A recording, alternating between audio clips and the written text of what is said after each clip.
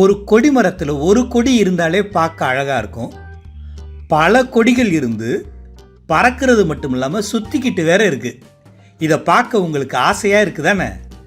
வாங்க நாமளே கொடிமரத்தை தயார் செஞ்சு கொடிகளை பறக்க விட்டு சுத்தவும் விட்டுறலாம். அதுக்கு நமக்கு 5 சென்டிமீட்டர் அளவு இருக்கிற 4 சதுர வடிவ வண்ண அட்டைகள், 4 மொத்தமான அட்டைகள், பாசிமணி, கத்திரிக்கோல், சைக்கிள் ஸ்போக் கம்பி, 4 கனமான ஸ்ட்ரா, இது எல்லாமே வேணும். முதல்ல 5 சென்டிமீட்டர் பக்க அளவு இருக்கிற 4 வண்ண சதுர அட்டைகளை எடுத்துக்கலாம். ஒரு கனமான ஸ்ட்ராவை எடுத்து 3 சென்டிமீட்டர் நீளத்துக்கு வெட்டுங்க.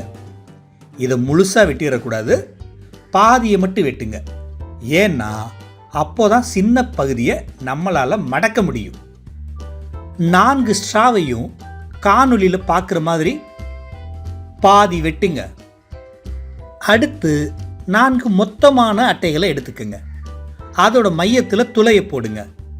இந்த துளை தான் சைக்கிள் கம்பியை இறுக்கமாக பிடிச்சிக்க போகுது. ஸ்ட்ரா கீழே விழாமல் ஸ்டாப் பண்ணுறதால இதை நம்ம ஸ்டாப்பர்னு சொல்கிறோம்.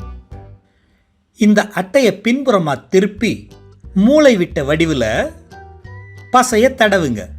இப்போ பசை தடவிய இடத்துல ஸ்ட்ராவோட நீளமான பகுதியை ஒட்டுங்க.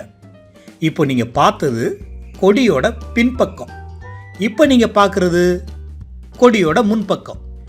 இதே மாதிரி 4 சதுர வண்ண அட்டைகளையும் அதோட பின்புறத்தில் ஸ்ட்ராவை ஒட்ட கொடியல் மாதிரி உருவாக்குங்க.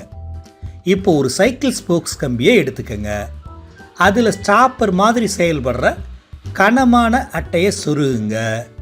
இது கம்பியை இறுக்கமாக பிடிச்சிக்கும். அடுத்து ஒரு கொடியை எடுத்து அதில் வெட்டப்பட்ட ஸ்ட்ராவோட சின்ன பகுதியை கம்பியில் சொருகுங்க. இந்த மாதிரியே ஒரு ஸ்டாப்பர், ஒரு கொடி, ஒரு ஸ்டாப்பர், ஒரு கொடின்னு மாற்றி மாற்றி வரிசையாக சொருகுங்க. இப்போ கடைசி ஸ்டாப்பரையும் கடைசி கொடியையும் சொருகிட்டு ஒரு பாசிமணியை எடுத்து ஸ்போக்ஸ் கம்பி மேலே சொருகிடுங்க. இந்த கொடிகளை மின்விசிறிக்கு கீழே காமிச்சா வர்ற காற்று கொடிகளை வெவ்வேறு கோணத்தில் திரும்ப வச்சு சுழற்றுது. அந்த கோணத்துக்கு ஏற்ற மாதிரி சில கொடிகள் கடிகாரத்துக்கு எதிர் திசையிலும் சில கொடிகள் கடிகார திசையிலையும் சுழல்றத நீங்கள் பார்க்கலாம். இதை பார்க்க ரொம்ப சந்தோஷமாக இருக்கா? என்ன நீங்களும் தயாரிக்க கிளம்பிட்டீங்களா?